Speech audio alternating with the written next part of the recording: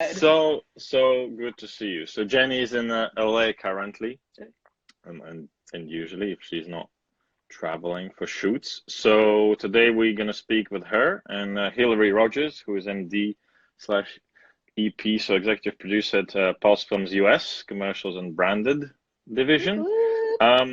So it's kind of a chronological order of producer's career to an extent. So Jenny is at the producer stage, and then Hillary is at the MDEP stage.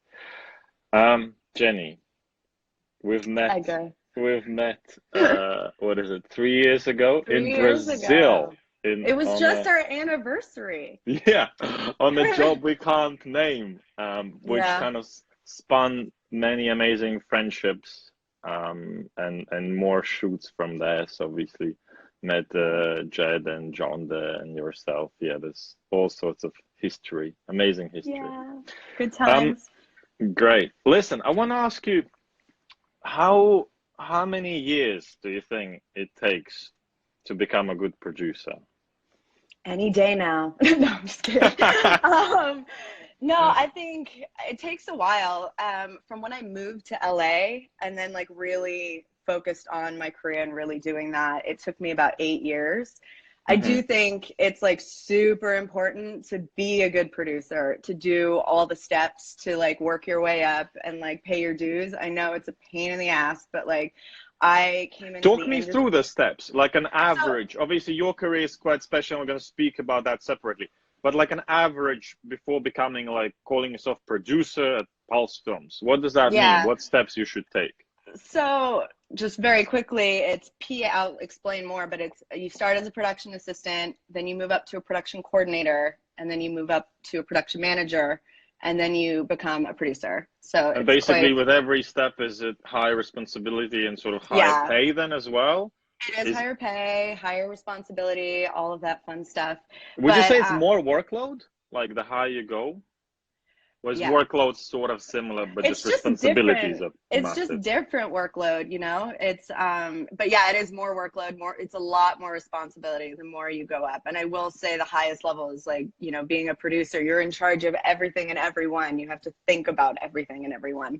And so Hillary just joined us in the comments. I just want to say hi to Hills Alive. So if you do have anything to say, also chip in, and I'll vocalize just so guys and girls watching know it. Sorry, Jen.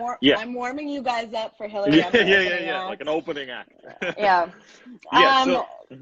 So yeah, definitely as a producer, it's a lot more responsibility because, you know, you're in charge of everyone and you need to make sure everyone's safe. Everyone's, you know, doing what they're supposed to be doing, abiding by all the rules and, you know, all of that stuff. But I joined the industry through my sister, who's a producer, and I was always like that must hire PA that was always on set, which was really annoying for me. I hated it. So I always made sure I worked like extra hard, to make sure all the other PAs didn't make fun of me, because that definitely happened, or, you know, other people making fun. I just wanted to make sure, you know, I picked up garbage. I set up pop-ups. I did all of that. I've done about 1 million coffee runs in my lifetime. Like I've done all of it, you know. To make it perfect brew. I got you with a perfect latte, and do you Dylan with his perfect cup of tea. Do you remember that day of sort of becoming producer, or was it very gradual? Was it just sort of bigger and bigger jobs, or was it like one shoot was like, okay, I'm the producer now? Well, I did a really small producing job at the beginning, like before I should have probably done a producing job. So like that was technically my first job, but I don't feel like, you know, I was a producer then. And then like when I joined Pulse, I actually joined Pulse to start producing. And when we met in Brazil, I wasn't like quite a producer on that job. And then the job after, I don't even know if he knows this, but the job after we did Brazil was with John Dower, and that was actually in the fields, and that was technically my first producing job, technically. So yeah, that was the one where I still have like the front cover of the pre-pro book that says like Jenni Haberstock producer. I was really proud. Yeah, that's so cool. So how many years in production department did you take to basically get that folder? I mean, like seriously, like lockdown only working in production, 8 years. 8 years. 8 years. It takes a long time.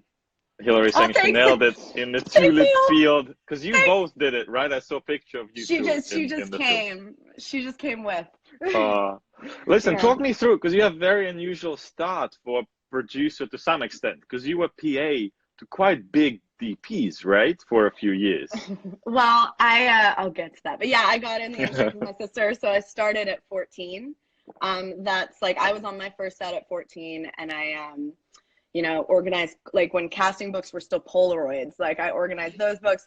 I used to have to take taxis to go on runs because like I didn't have a driver's license. And, it started really early and I was just like always on set. And any vacation I had, I didn't live in LA. Any vacation I had, I came to Uh-huh. LA and PA'd on set, and definitely child labor, Megan, I see you. um but it was so fun for me. I just love being there. Half the time I wasn't really doing anything, I was more sitting there prepping time cards, but Hmm. it was so fun for me. And then I didn't go to school for film. I went to school for advertising, and then when I did my internship for advertising, I was like, holy crap, I do not like this at all. And then I ended up my senior year doubling my major. So I majored in film and advertising. And Yet you still do commercials, so I there's do same something kind nice, of, just not the agency sort of side of things. not the agency side. I wasn't really a fan, but not that I don't respect it. It's very important. And so then my senior year, I ended up working for a DP who Hmm. happened to be shooting a movie where my college was, and it also happened to be a Martin Scorsese movie, which is a bit crazy to have that be your first film that you work on, and like to see a film set of that magnitude was crazy. Like I've never seen anything like it. And then, yeah, after I graduated, I moved straight to California. I think I drove out here like maybe 3 days after I Where graduated. was that? You mentioned you moved to California. So where did you grow up? I was in Boston. I grew up in Maine. Shout Maine, right? out to the 207. I grew up in Maine and then went to college in Boston. So, Hmm. which is like in Massachusetts. And Hmm. then I literally drove out here and I worked for that DP for another year ish, and then started picking up PA work, in between there. Did you ever want to do camera department then, being like for a few I years there? I did for a really long time, and then like working in production and commercials, I learned how hard it would be to do that, and I just was like, I know production really well. Like maybe one day, my like second career, maybe I'll go into Move being a into DP. DPing. Maybe just like switch it up. I do really love it. Like I will say, working for a DP really gave me a different insight to the industry. Like I very much appreciate the creative process. I learned so much about it, like working for him and seeing that. So that How does it translate to your job now? So basically 8, 10 years later, does it help to sort of see when DPs bullshit you with a gear list and stuff? Like how does oh that yeah. shape? Because that's quite unusual to have that sort Yeah, of detailed experience in the department. I just like understand it a bit more. I understand equipment a bit more. I understand why things like are chosen. So like when I'm when we're on a tech scout and stuff, I'm very much like, why do you need that? Because like I'm very aware of like, okay, you might not need that. But yeah, it was more like Didn't understanding happen with gear. me. It was a very Hey, hey. very simple setup, just 20 days. Yeah, but Um, we did a docu, very different, very different. yes, that's actually that's very good bridge. You mainly do commercials, correct me if I'm wrong, Yeah, so but you sometimes do projects out of that sort of realm. Do you? Don't you? so yeah, I like was raised in commercials. I learned in commercials. I am most comfortable in commercials. I definitely there's some sort, I say this loosely, of structure in commercials that I really appreciate. There's rules, there's a process. Like, I work really well in those parameters. But I've learned that I'm a horrendous music video producer. Like, just don't ask me to, it's very different. You have to kind of switch. You need to know how to work like that, especially in America. What do It's you a mean by very, work like that? Is it just the just like timing? no budget. It's just there's not really a lot of rules. You just kind of Mm-hmm. like gotta just like go for it. I very much work well in a rule structured kind of sense. And Because it's then yeah. documentaries was the first one I ever did was with you in Brazil when I met you with John Dower.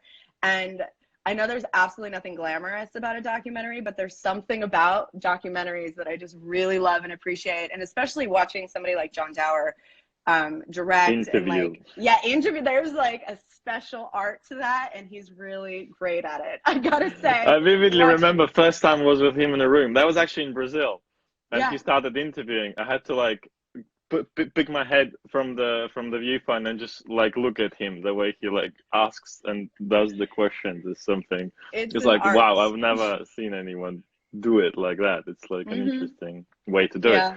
But so I guess your producing does change from style to style of job, obviously, because of the budgets, I guess, right? Budget. It's definitely That's the main reason. budgets. Yeah, it's not that like commercials have giant budgets either anymore, but it definitely does shift. And also like music videos, at least in America, I know this isn't so much over in Europe and stuff, but in America, I in commercials work in a union realm, and then when there's a non-union realm, it like which is typically music videos, I'm a little more like, because there's no rules. I like to follow rules, and like I can figure and base things off by that. I also found the crew is a bit, dare I say, a bit all over. If it's non-union, it's a really wild west. You can get amazing assistants. You can get all sorts, kind of like for UK, it would be like a student film level. You're like, Oh oh yeah, wow, it's you like need I to be didn't very really careful. expect it. Yeah, it's so Yeah, like suddenly it's wild west as soon as you step from kind of the union realm.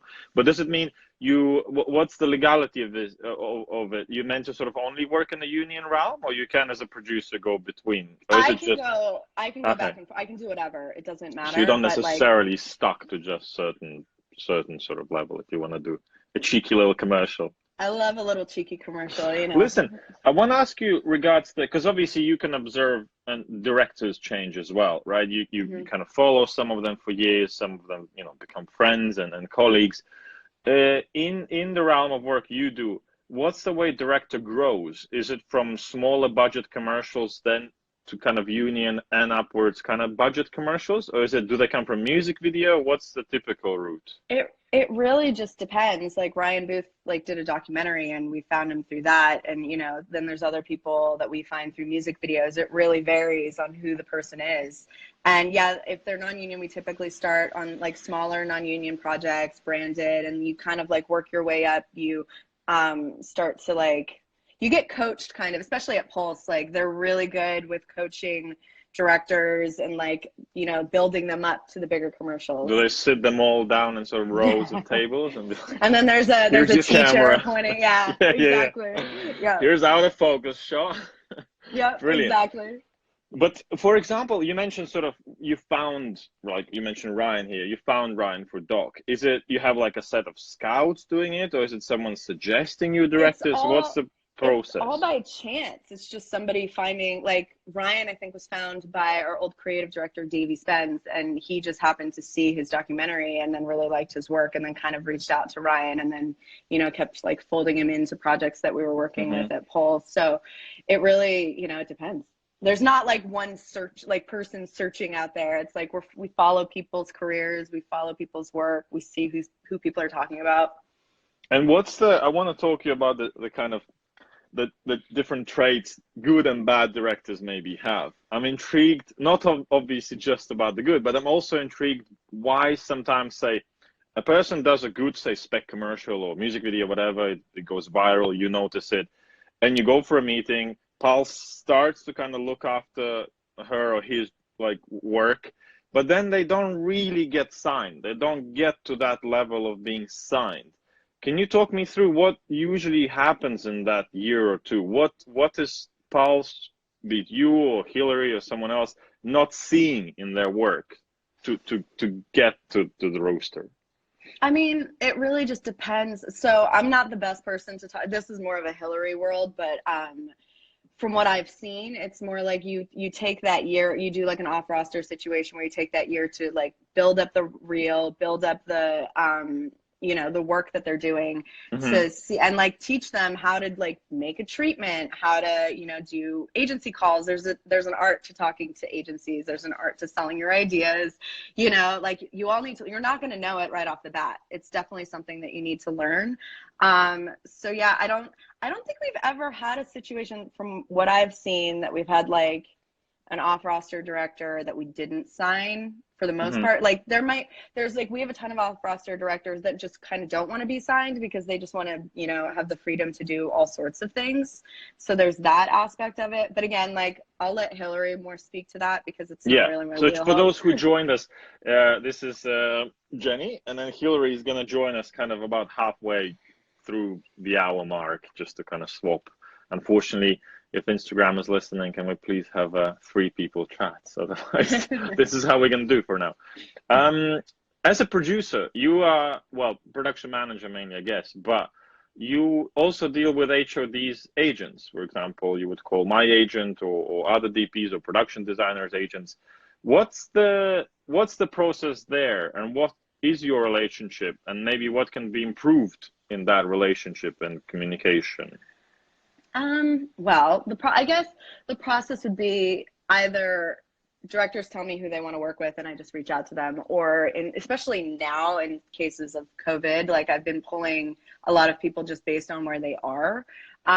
So like I reach out to some of my agents and I'm like, hey, who do you have in Arizona? Who do you have? Like, what kind of camera do they have? But that's more specifically for COVID. But I definitely have an amazing relationship with my agents. I love all of them very much. You know, I call them to pick their brains all the time. I call them to find out like who should I be watching. I also send them people who I've seen on Instagram or like wherever it may be, Vimeo or whatever, to see like if they're looking for an agent, like maybe hit them up. I definitely sent you to agents before in America to get a And American agent. thank you for that. That's, You're yeah, welcome. that's awesome.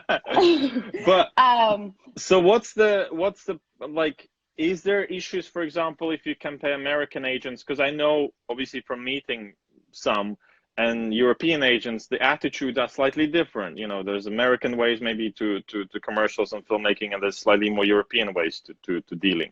What do you see differences when you say call, I don't know, French or UK agent versus dealing with American crew?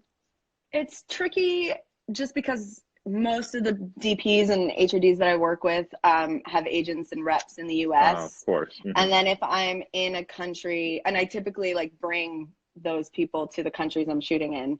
So I don't really deal with foreign agents as much as I should. And if I'm working with local people, typically the service company reaches out for me. So I don't have like To that do it. connection with them. Yeah, I have like my solid US agents, but not so much globally.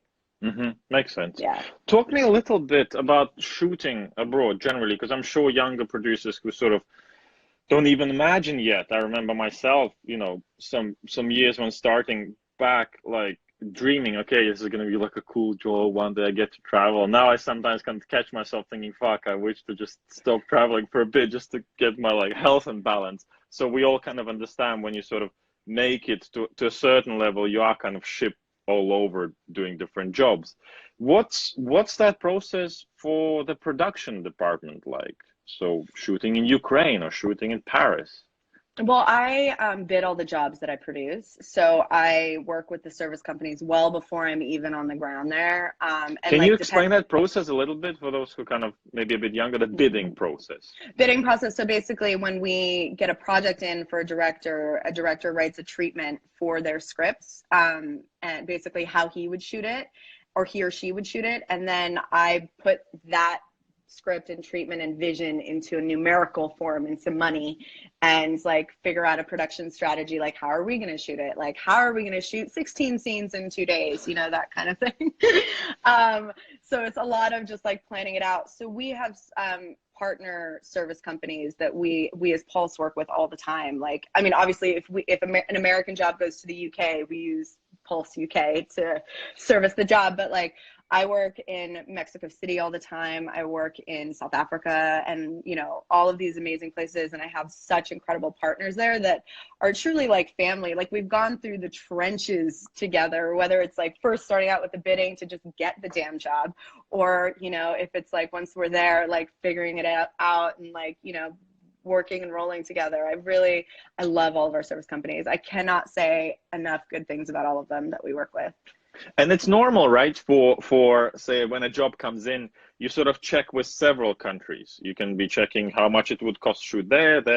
Is that the typical Yeah. process? Yeah, definitely. Like it depends what everybody's budget is. Sometimes it's like dictated, okay, we have to shoot in Canada or we have to shoot in Mexico, wherever it Due is. to location or talent sometimes, right? It just sometimes Yeah, people are there, right? exactly. Yeah, and sometimes it's more like, okay, this is their budget. They're open to shoot anywhere, and then you kind of figure just smartly, you figure it out in every country to see where you could get more bang for your buck, kind of thing.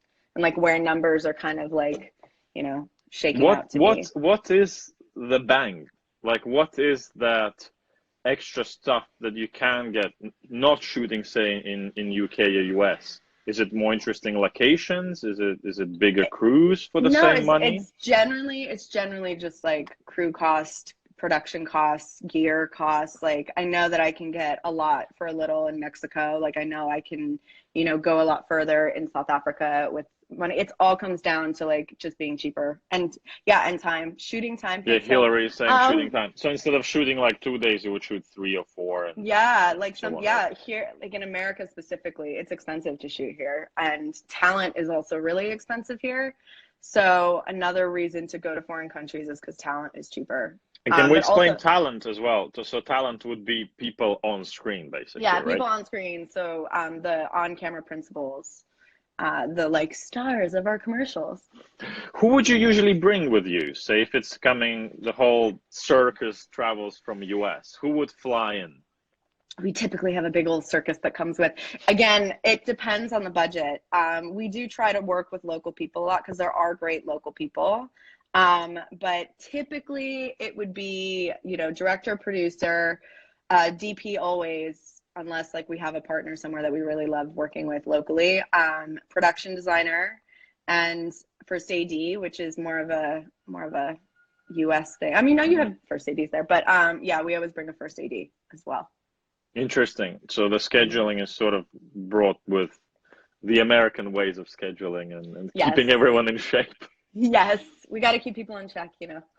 Makes sense. Makes sense. Guys, I want to ask as well. So if you do have any questions, please use the box, the question mark box there. There's a bunch that came in already. So that's the way to ask, because then I can sort of light it up on the screen. Uh, Jens, talk me through the future for you personally. Do you imagine stepping to EPing? Like what would be the next steps for you? Yes, I definitely want to be an EP. That is on the list of things to do in life. But right, I'm not yet. I'm not ready to do that yet. I so much enjoy like the chaos of producing and being on the road constantly and like being in the trenches with your squad. It's pretty, it's some of the like things that we get ourselves in is like very interesting and hilarious all at the same time. Like I feel like I can look back at so many jobs and just be like, hey, remember when we did that? And Remember when we like, were in that Brazilian town where you can't swim because there's yeah, sharks because there's everywhere? sharks. Yeah, exactly. Or like That when we went to South Africa last year, everybody landed in the morning, and I was like, guys, just so you know, we're gonna go on a day and like jump into the ocean in the middle of winter and like swim with penguins. It's fine, don't worry about it. Stuff like that. You can it really do is. some fun.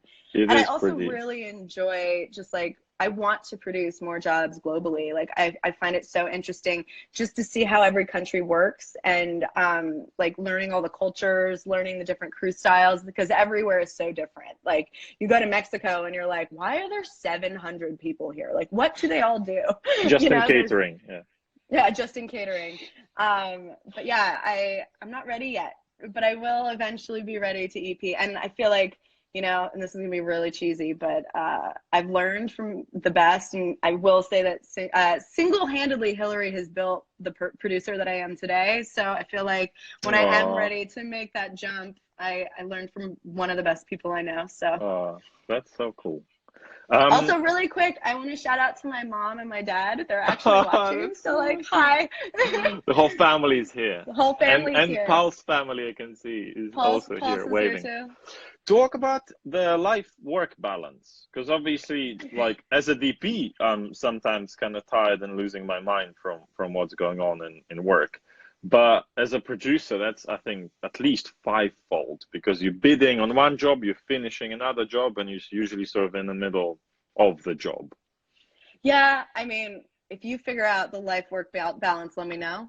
But yeah, I will say it's a little bit easier when you're freelance because you do get to choose, like, do I want to do this job right after finishing this job, or like, do I want to take a little bit of time? At Pulse, it's definitely, I mean, I always get like maybe a week off after I've done a big shoot, especially if I've been on the road, if it works out. But I'm typically, when I'm done, I jump right back into like the next thing that I'm The bidding, or next one, yeah. you know. But like, let's be real, we don't do this job because we're not like complete workaholics. We all are obsessed, and everyone knows what I'm talking about. That's We're all true. obsessed with working, and when we're not working, we freak out that we'll never work again Yeah. until we work That's again. so Yeah. true. Yes, like I spoke to Paul Dugdale. Sorry, I don't know if you know. It's the director who does kind of biggest concert films as well, and he's I know. basically like does just the massive job. And he said exactly that. He was like, when it's like a month-long pause, I'm like, wait. And he just done, I don't know, Taylor Swift or something for Netflix. He's like, I think that's it. I'm not working again. It's like Never, everyone at no one likes me. yeah, No one's yeah, gonna that's call it. me. I did something wrong. I said something, or like client hates me. Hmm. I wanna let me just quickly check. There's a bunch of questions coming through. I can see that here. Um, yeah, that's a good question. Hey guys, Jenny, do you feel like having a show reel is essential for a director? Or is it more of a DP way to show the talent? But let me just check. I can check what it says further. Basically, can you spot a director's talent through a show reel? I feel like it's more like individual pieces of work, like to see like what they do and what they have been doing. I know that film, it's a little more of a thing to have a show reel, but for Just commercials, because I the mean, pieces are so long, right? yeah, yeah, it's about like, individual pieces of work. Yeah, you need to, I think for commercials anyway. For film, it's probably a lot different. Yeah. Many people told me that. I remember when I started as well. It's sort of like a strange. It's you start with show reels when you don't have much to show, but then if you have at least, I don't know, three, four pieces, you start showing individuals, and then it just grows. Because yeah, Yeah. and I feel good producer as well. I sat once. I think it was a job where we needed second unit or something. I Hmm. sat once next to producer, kind of helping to select the that extra DP, and the speed with which they were doing it. They were like, no, Oh, I'm they're like so they just fast. scroll. They just literally no one watches the edit of the reel. They like It's pause I'm it and they just drag it through. I It's was so like, crazy, like, because when I'm putting together, picking DPs is like one of my favorite things to do. I literally have lists and lists and wait, lists. why are you picking? Well, Excuse me. it depends where we're going, buddy. It depends. I'd always hire That's you. true. I'm joking. I'm joking. But I like, if I'm looking for, I always just like to watch people's reels anyway, and just like, see what they've been doing. And I definitely am very fast. Like, I can even tell from just like the stills of Yeah. the, like, I'm just like, nope, nope, nope, Eventually, nope. yeah. You get that. Eventually, you're like, like Yep. the judgment is so And quick. then if you're not sure, then you're like, I'll watch a couple, and then you're like, nope. You don't have Yeah. time. Because like your every option you click into has to be basically perfect for those who are starting. I think because like the Yeah, producer can click on something and it's like, okay, that's it. They're not gonna spend more. yeah. I'm gonna ask you this as well. I'm gonna speak to Hillary a little bit about the what's going on with COVID and stuff. But I think it's kind of Ludo, a good friend, sound recordist of mine, is asking, why do you see the budgets being potentially stretched post COVID-19? Is it client, production company, or the freelancers? What are you Post. seeing already, Well, budgets are Janice? definitely smaller, very small, and yeah, it's more just like everything has to happen so quickly. Like for I don't know if you saw that McDonald's piece that I did with Hmm. Ryan Booth. Like we prepped that job in 8 hours with 16 DPs globally, and then we got them all the footage. We shot Friday, Saturday, and they needed to have a rough, like, locked cut on Sunday. And then they posted it like on Wednesday. It was just, everything's been so condensed and so squished together, just because, they don't, we all don't need to go scouting. We don't need to do all of this stuff. I Hmm. can't get permits. Like, I can't do anything. Hmm. So, but yeah, budgets have definitely gotten a lot smaller. I will say that. So that's something to be ready. That is it just going to be basically less days to shoot? Like, because rates are No, not gonna really evolve, right? Rates are I sort of think rates, roughly. Is it post just less COVID, money that's spent? like that's more like current COVID. Post COVID, I think we're all still trying to figure it out to see where it's going to go. But I know I feel like it's going to take longer. I feel like maybe Hmm. because you can't have that many people on set. I think it's going to be 10 to 20 people max. And then, or maybe we have crews that like first the art department goes in, then grips and electrics go in, and then have camera and everybody ready, but like an individual from each department. But I don't know, like I don't think we figured it out yet. I think we need to all get out of here and like get out of our homes and start shooting in person to see how it's going to be. But I think Hmm. there's definitely going to be sanitizing going on. But yeah, it'll be longer. So Oh wait. invest in sanitizing companies, guys.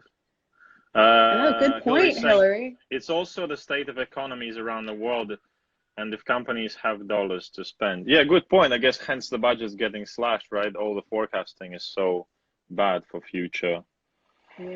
future economic cycles for the like, next couple of years at least. I'm gonna Mm-hmm. ask you one final question, Jen. I want to Uh-oh. ask you. No, that's it's gonna be fun. It's the Dylan question I'm saving for Hillary. Oh, good.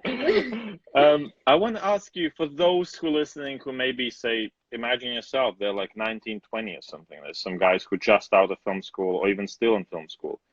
What, from now being a producer, what can you see? What makes a good PA? What does a good PA do to be rehired and called again?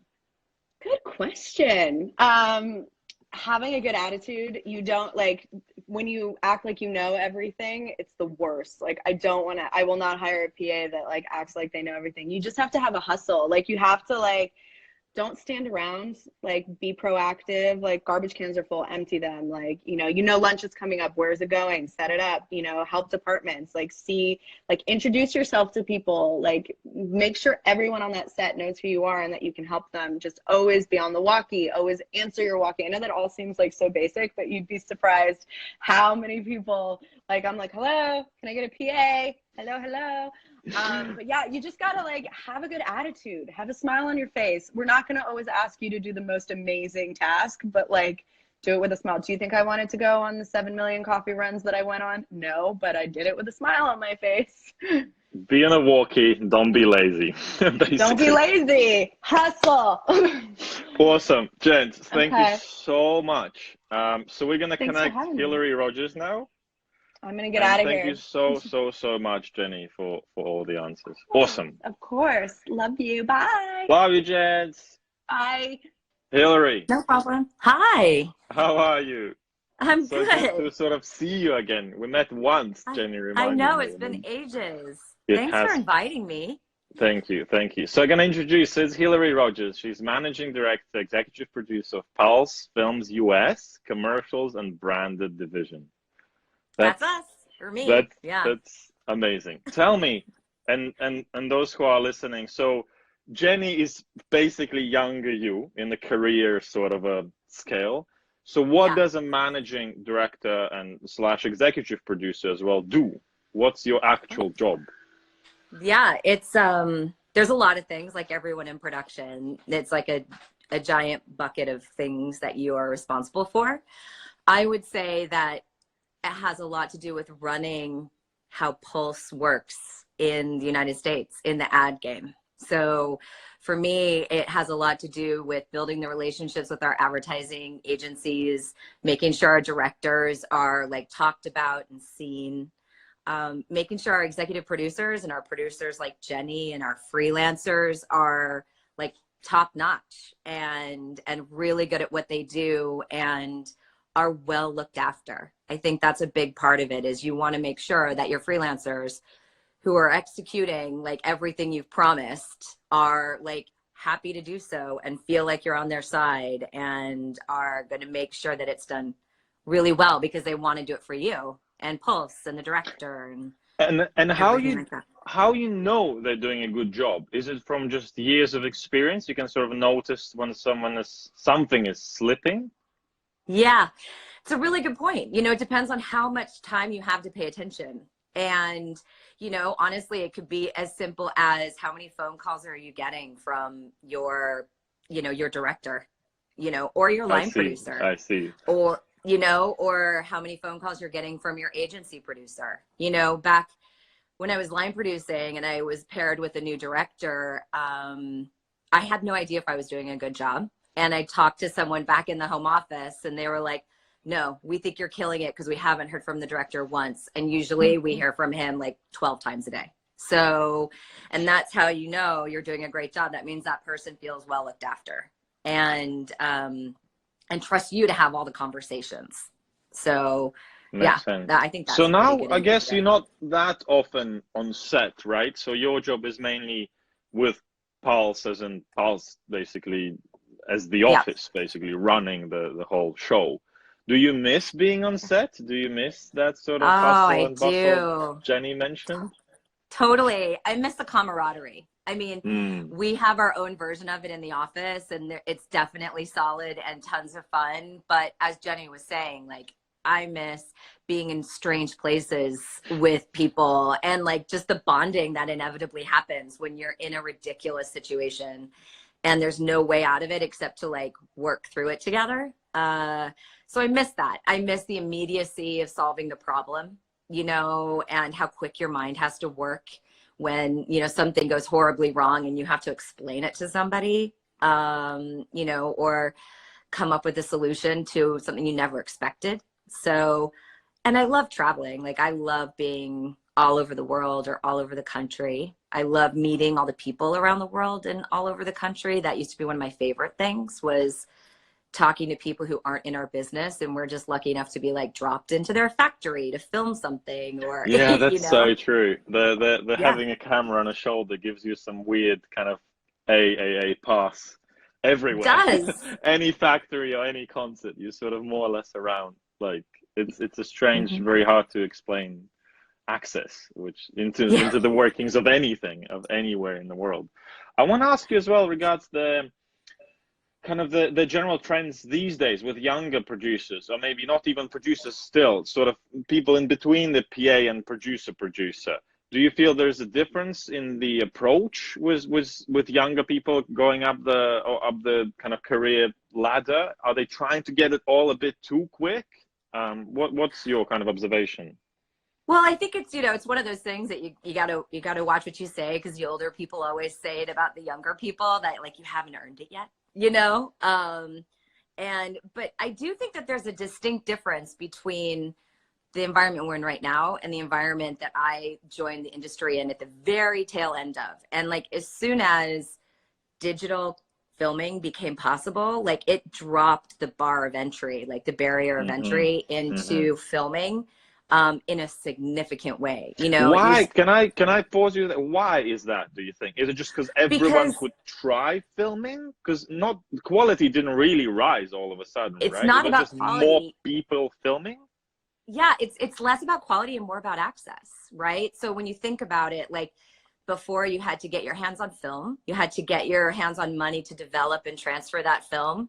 Like it was really like, and you had to be careful what you film because you only had so much film, right? So, and now you have in your hand a device that can, you know, film like endlessly. And from like Hmm. all that footage, you can make something. And, Hmm. you know, and now all of a sudden you know, at least this was in the aughts, like this is, you know, back in like 08, 06, right? Like when like the Sony HVX came out or something like that, right? And it like Hmm. it all Hmm. changed. All of a sudden, like you could have access without having all of that gear and all of those things that you needed to like develop your film, even cut your film, you know, like That's actually very, yeah. very true. Yeah, So the that's a whole another technology, push. like, yeah, all of a sudden you could be a one-man band or one Did woman band did or it whatever. mean? Did it also mean, like Ross is saying, I bought a red and now I'm a DP? Does it also?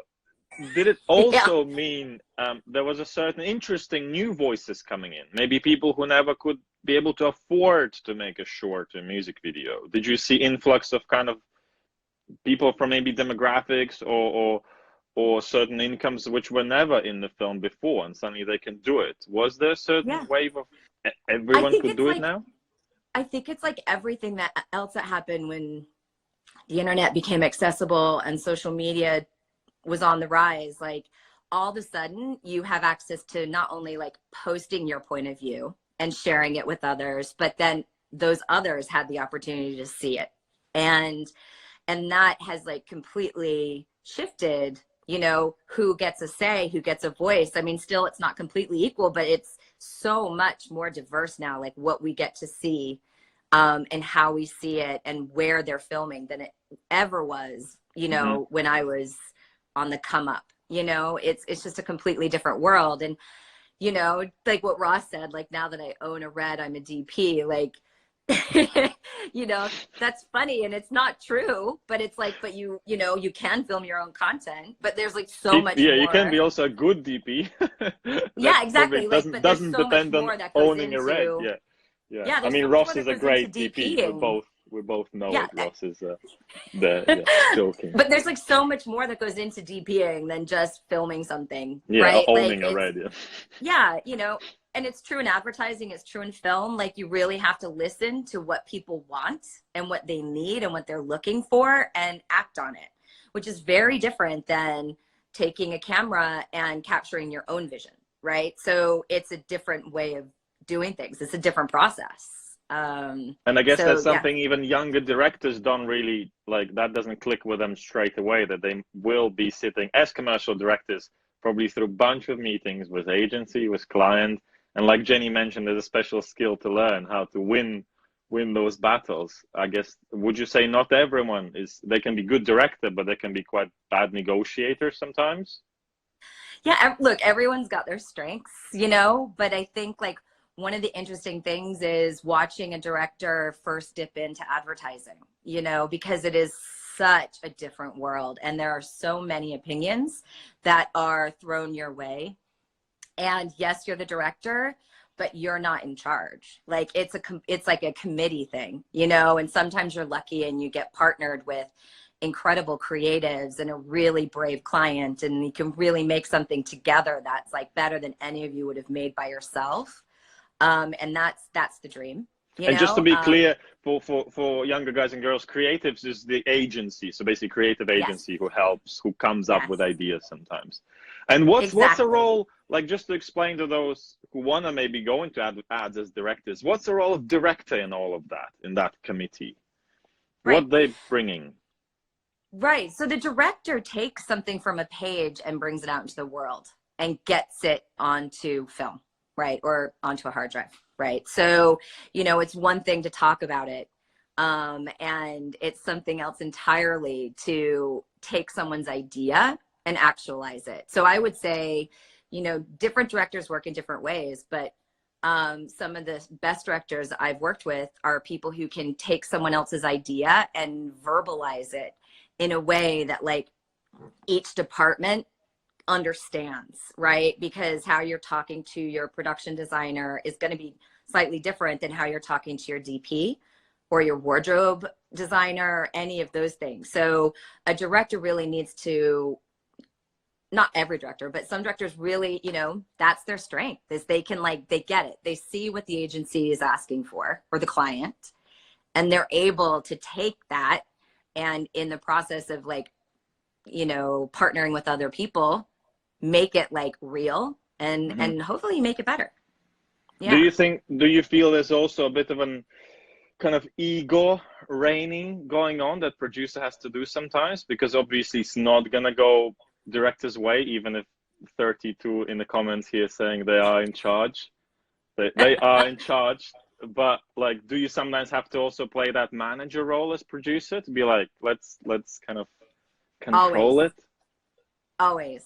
And that's where the trust comes in. Like, you know, it's human nature to think that what you're thinking is the best way to do something, right? And you know, and as the producer or the executive producer, it is your job to, in a lot of ways, see what everybody's trying to get at and get everybody there. And, you know, obviously, like, you're the director's producer, you're the production company's producer, but when you're in the process of filming, like, you're the project's producer. Like, you need to make sure that everybody who's relying on this gets what they need to make it great. And it's really important. And sometimes that means that you have conversations with your director, your DP, your production designer, your agency producer, you know, to kind of like move things down or make sure that they're all communicating clearly, sort of like cool down a hot situation. But, you know, it's really only because everybody cares. And it's, you know, and you got to like get to that point and remember that. You oversee a tons of projects, being as head of commercials basically in Pulse US. Would you say the gap between what directors or director imagined and what kind of client got out of the thing eventually, so what's the actual client cut, is it pretty massive, or is it sort of pretty close, like usually, or is usually the director's not really happy, hence the director's cut sometimes? Yeah, I mean, that's why you have director's cuts, because there's usually Would you something say that every job basically has director's cut? Not every job. Like some jobs, like there is amazing alignment and everybody is super proud and they like all have a similar vision and they're able to make it like together, you know? But I think that there's always going to be, you're serving different masters in the end. Like a director is going to look at something in a different way than a client is. Like a client has to make sure that their, you know, their public, their consumers get it and like it. And the consumer's taste might be different, often is different than like the director's taste. And that's what's tricky about advertising. And that's what makes it different from, you know, I would assume filmmaking or television in some ways, is that like we are hired to deliver for the client so that it ups their sales or ups their, you know, their people seeing them or what their brands, right? What do you feel changed with, because I guess you worked through the, like you say, the film capture, which means it probably wasn't so much online as well because YouTube wasn't developed enough. You mainly shot the actual TV commercials. What has changed there when clients and agencies started asking to shoot not just the 30/60 second spot, you have to deliver like 10-15 second online content? Do you feel it's sort of spreading that a little bit thin to what, in terms of even budgets and time is given, or what's happening there? It's it's tricky because for a long time, like the 30-second or the 60-second broadcast commercial was king, right? And it was like everything in the ad campaign was serving that, or filmed portion of the advertising strategy. But what's shifted now is that there's so much that people consume online in little bites that, you know, the 60-second spot, the 30-second spot are still very important because they are like the big moment, the big like viewpoint, you know, the big reveal. The master file sort of. Exactly. But like clients, you know, who have to work a lot in like numbers and statistics and things like that, they see the numbers as like, you know, what actually gets more views and more clicks is something that's 6 seconds, something that's 15 seconds, something that's made new every 2 weeks. And so it's, you know, and so for them, like they understand the importance of the ad, and obviously that's what we're here to produce, is something amazing and high quality, but they also understand that like their customers, like they consume in a completely different way. And so that's a different balance. Like it's, you know, for a long time when things were starting to shift to socials, you know, like the film teams, like the ad teams, us would sort of roll our eyes at like, oh yeah, we've got a socials team and like, you know, let's get them some time and blah, blah, blah. But it's become in the past 10 years, like increasingly more important. And so that's and hence the different aspect ratios, of course, that came from there as well, that suddenly. And then it's a matter of like, okay, cool. So how do you incorporate that into your own process of like the 60-second commercial so that you can also have an impact on the quality of what is being produced, you know, have a say in what's being done for like the smaller bits, the social bits, things like that, you know? So, yeah. Makes sense. I want to ask you on behalf of those who asked questions prior to the conversation in that question box, there's a lot of questions basically from directors about being noticed. How does that process work, and maybe how long it takes even, and what's the best way to do it, to basically get signed by Pulse, for example?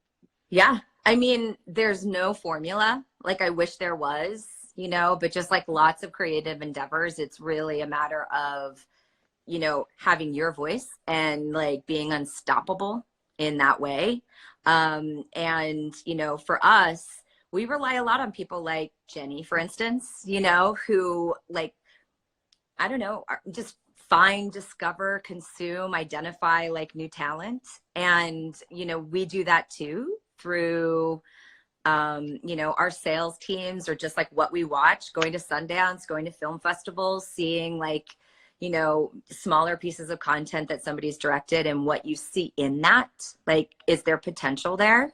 I think it's a matter of just getting your work seen and seen by a lot of people, not just like me as an executive at Pulse Films. It's about like the person who answers our phones at Pulse Films, the person who helps us design our treatments at Pulse Films. Like, it's, everybody has a voice, especially at a company like Pulse. Like, we rely on each other for creative inspiration and for ideas, and it doesn't have to come just from the director or just from a producer.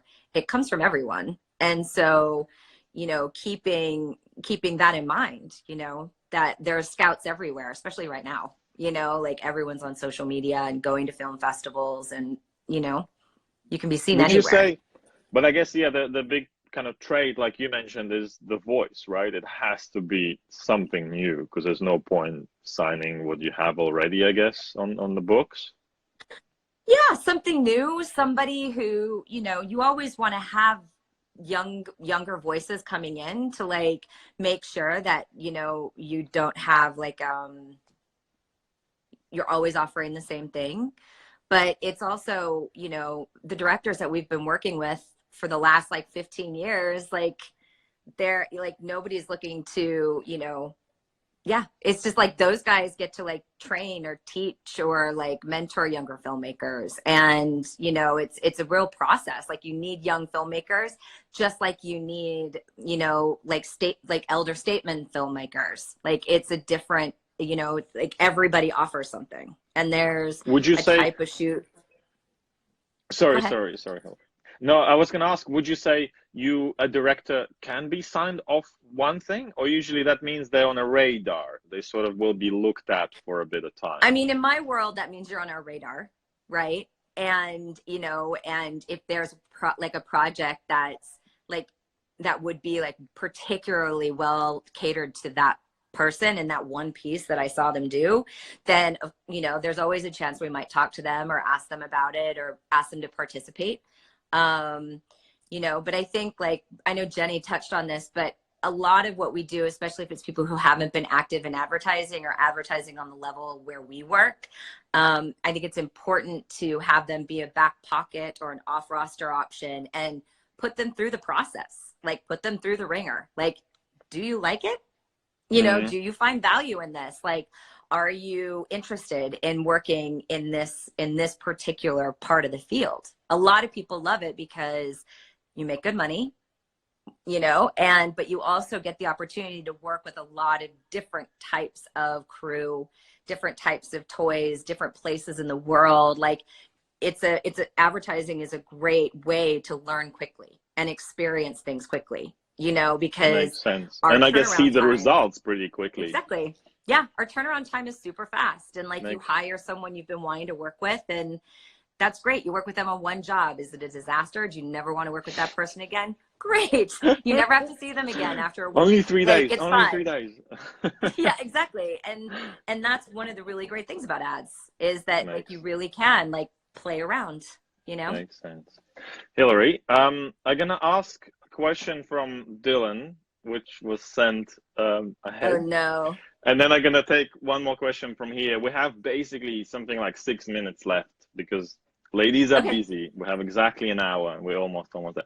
So Dylan has sent many existential questions, but there's also like a kind of like a real life scenario there as well. Oh no. Dylan writes, the entirety of Pulse Films are in one location for a huge company meeting. There's a fire. Hillary can save everyone if she lets one person burn to death. who and why. And then he adds in brackets, and then he adds in brackets, she can't choose herself.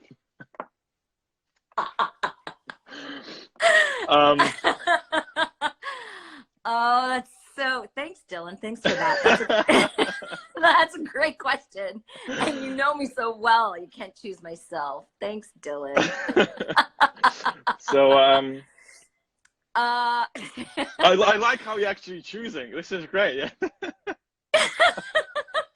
I'd like to see everyone in the comments make a case for me saving you rather than someone else. Great. Yeah. I'm gonna ask, just to finish off, I'm gonna ask a couple questions from here. 1 second. There's a question from Anna. Do you see any gaps in the market that very few or none directors fill at the moment? I guess she means which directors? very few directors fill. So as in, she means, I guess, a particular style maybe of directing that's, for example, you don't have on the books yet. Oh, wow, that's a great question. I haven't really thought about it. You know, I think. Have you ever had like a, I don't know, a brief come in and you're like, interesting, we don't have that many style jobs on, you know, we do periodically. Too big. I mean, we have like a great roster, so Yeah. and it's very deep. So we have generally people to like suggest. I would actually say nothing pops to mind, honestly, but what I would recommend to that filmmaker is like, show me what you can do that no one else is doing. You know, like make that space for yourself. Like, you know, show me what's different. Because I think like some of our like standout directors and some of the people that went from like 0 to 60 super fast did that. Like they showed us something that no one even thought of. And then it inspires like people at Pulse, it inspires people who write for advertising or entertainment. It's really a matter of like, what don't you see in the world, and like, show us what you got, kind of thing. Great. And Ludo asks as well, just a little COVID question, I guess, to finish off with for the future. Do they expect a similar amount of work as pre-COVID-19? I think guess let's say maybe yeah. couple months ahead. Yeah? Something similar. I think by next year, you know, summer of next year, like I think we'll probably recognize the way we shoot and the kinds, like how we do production will be pretty close to where we were before Christmas. I think it's going to take a while. And I think what it's doing also is it's just resetting, like, do we really need everything that we always think we need? Do we really, you know, like, do we always have to travel people in? Do we always have to have like everybody there? Or maybe we do, and we'll learn that in the next 6 to 9 months. Like, now is that time you have to figure it out. Yeah, like what are we missing? Like, Great. what are we not delivering on as well as we used to because we don't have that. Great. Person, Hillary, that thing. Thank you so much. I can see a timer. It's going to cut us off because it's exactly an hour. Thank you so much to Hillary and Jenni for joining us. Thank you for so answering much. all the questions. Thanks. See you soon, hopefully.